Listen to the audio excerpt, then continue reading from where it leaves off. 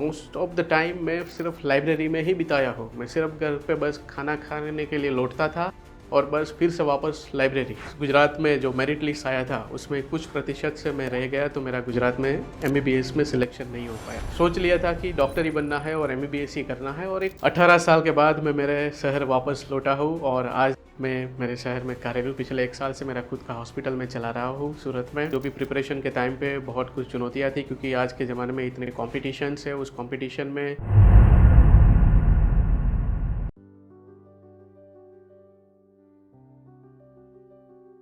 नमस्ते साथीगण, केम छो बधा साथियों? मजामा? मैं डॉक्टर संदीप मांगुकिया, जवाहर नवोदय विद्यालय बोरखड़ी, जिला तापी, गुजरात से हूँ।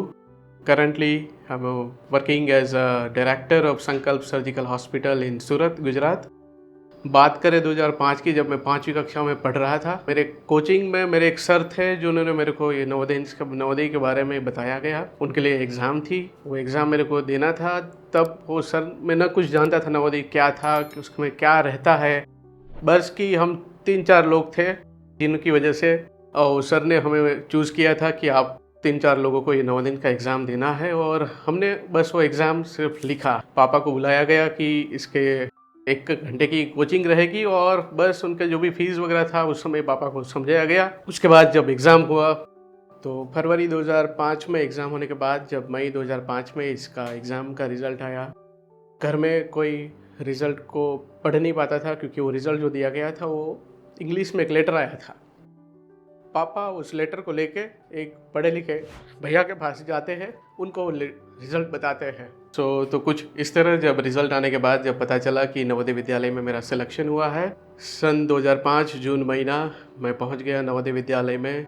8वीं कक्षा पास करने के बाद 9वीं कक्षा के लिए मेरे को माइग्रेशन में ले जाना था, तो मेरा सिलेक्शन हुआ था, और उसमें मेरे को जाना था मध्य प्रदेश के नीमच जिले में रामपुरा, जवाहर नवोदय विद्यालय रामपुरा में कक्षा 9वीं की मेरी पढ़ाई हुई है।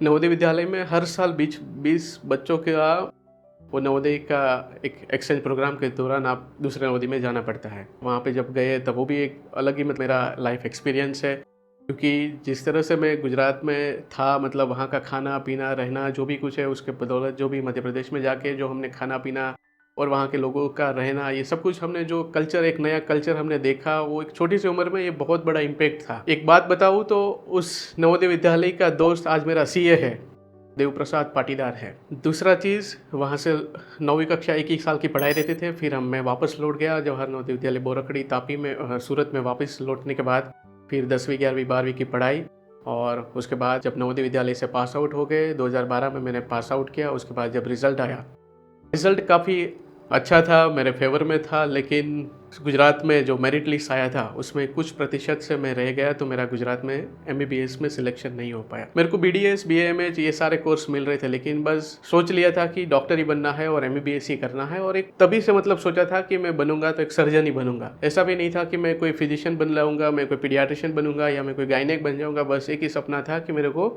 एक दिन सर्जन बनना है। फिर तब शुरुआत होती है मेरी एमबीबीएस की पढ़ाई की।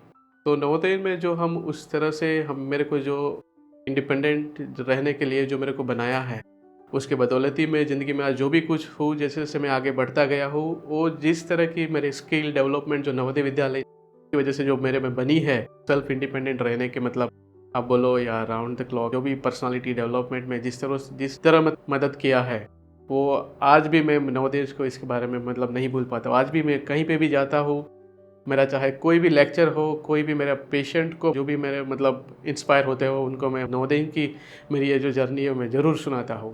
मैं चाहता हूँ उनके बच्चे भी नवोदय विद्यालय में जाए और नवोदय में ज़्यादा से ज़्यादा लोग नवोदय के बारे में जाने। जैसे कि क्योंकि मैंने आपको बताया कि मैं जब सिलेक्शन हुआ तब तक मेरे को पता ही नहीं था कि नवोदय क्या चीज़ है।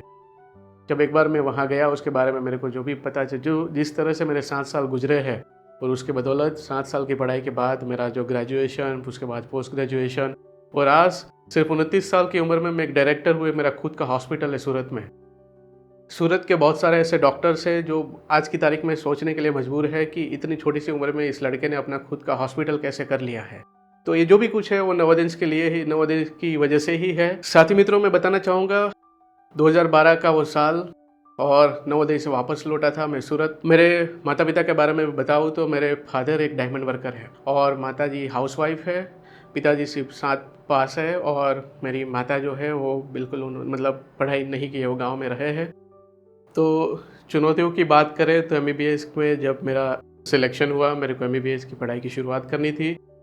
हमारे पास इतने पैसे उस समय मेरे पापा के पास नहीं थे कि मैं एक एमबीबीएस की पढ़ाई कर सकूं, लेकिन बस एक सपना था मेरा और बस उसमें पापा ने मेरे को कभी रोका नहीं। बस एक उन्होंने जो उनका जो सपोर्ट था कि बस तुम्हें पढ़ाई करनी है, पैसों के बारे में तुम्हें नहीं सोचना है।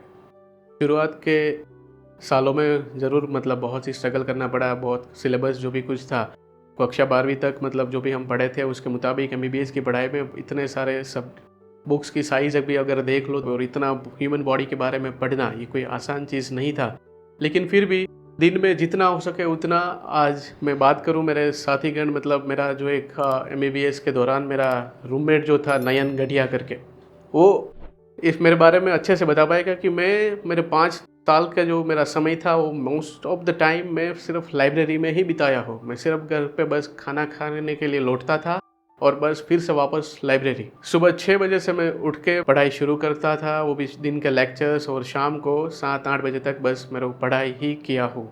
तो वो जो भी कुछ भी आपको कठिनाइयाँ आती है, वो चाहे एमबीबीएस में पढ़ाई के दौरान हो या कोई फाइनेंशियल क्राइसिस हो, जो भी कुछ है, बस उन चुनौतियों के सामने की लड़ने की मेरे को जो क्षमता, मेरे को जो भी कुछ मोटिवेशंस मिला है, वो सिर्फ और सिर्फ बस एक नवोदय विद्यालय में मैं जो भी कुछ 7 साल का मेरा एक्सपीरियंस रहा, उन 7 साल के दौरान मेरे जो भी दोस्त रहे, उन दोस्तों के साथ भी मैं एमबीबीएस की पढ़ाई के दौरान में हम बातें करते थे, परिवार ही बन गया था। जो भी कुछ मेरे मतलब जो भी इश्यूज़ रहते थे, हमारे बैच में 5-6 डॉक्टर्स हैं, हमारा एक ग्रुप है अलग से, तो हम आपस में जो भी कुछ रहता था हम डिस्कस करते थे, हम उसको जो भी प्रॉब्लम रहता था उसको हम सुलझाते थे। उसके बाद जब नीट पीजी का दौरान आया, तब भी जो भी प्रिपरेशन के टाइम पे बहुत कुछ चुनौतियाँ थी, क्योंकि आज के ज़माने में इतने कॉम्पिटिशन्स है, उस कॉम्पिटिशन में इस जनरल कैटेगरी से एडमिशन लेना भी बहुत मुश्किल था और एक फाइनेंशियल फ्रीडम नहीं था। तो उसके दौरान पता था कि अब डोनेशन के लिए कुछ पैसे नहीं है, जो भी कुछ करना है बस एक मेहनत करके एक रैंक लाना है और सिलेक्शन होना है। लेकिन वो मेहनत किया, वो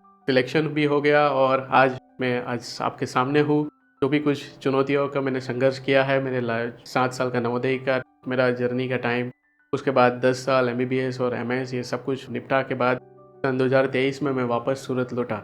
2000 ऐसे सच में कहूँ तो मैं 2005 में सूरत को मैं अलविदा किया था। नवोदय में मेरा सिलेक्शन हुआ उस बदौलत, और सन 2023 में मैं मेरा सारा पढ़ाई, नवोदयंस का पढ़ाई, उसके बाद मेरा एमबीबीएस की पढ़ाई और उसके बाद मेरा एमएस की पढ़ाई, सब कुछ निपटा के कुछ करीबन 18 साल के बाद मैं मेरे शहर वापस लौटा हूँ और आज मैं मेरे शहर में कार्यरत, पिछले 1 साल से मेरा खुद का हॉस्पिटल में चला रहा हूँ सूरत में। और जो भी कुछ है वो सिर्फ और सिर्फ नवोदय के लिए, नवोदय की वजह से ही है। और ये सब कुछ संघर्ष जो भी कुछ रहा उस दौरान में काफ़ी कुछ अवार्ड भी मेरे को मिले हैं। बात करूं मेरे एमबीबीएस की, तो एमबीबीएस में मैं 3 बार academic excellence award 3rd year, 4th year और 5th ईयर में मेरे को दिए गए हैं। वो सिर्फ मेरी मेहनत नहीं थी, उसके पीछे जो भी कुछ चुनौतियां थी, उस चुनौतियों का सामना करके, मेरे जो पढ़ाई करके, बस एक ही लक्ष्य था कि मैं जो भी कुछ पढ़ रहा हूँ आज वो सिर्फ मेरे लिए नहीं पढ़ रहा हूँ, मैं मेरे पेशेंट्स के लिए मेरे को पढ़ना है। मैं जिस प्रोफेशन को चुना हूँ उसमें मेरे से ज़्यादा मेरे को मेरे पेशेंट्स के लिए मेरे को काम करना है। मैं एक ह्यूमन बॉडी के साथ डील करने वाला हूँ, तो मेरे को जो भी कुछ सीखना था, मेरे को पता था कि जो भी कुछ पढ़ाई करके जो भी कुछ मेरे को मिलेगा वो सब मेरे पास ही रहने वाला है। ये चीज़ ऐसी चीज़ नहीं है कि कोई मेरे से छीन के लेके जाने वाला है। और उसके बदौलत ही आज इतने सारे अवार्ड्स, उसके बाद अब एमएस के दौरान भी मतलब बेस्ट रेसिडेंट अवार्ड, मतलब जो भी कुछ मैंने कार्य किए हैं वहाँ पर दिल्ली में, जो भी कुछ मेरे डिपार्टमेंट के साथ प्रोफेसर्स, ये डॉक्टर्स के साथ मैंने जिनके साथ मैंने काम किया, उनके साथ भी मेरा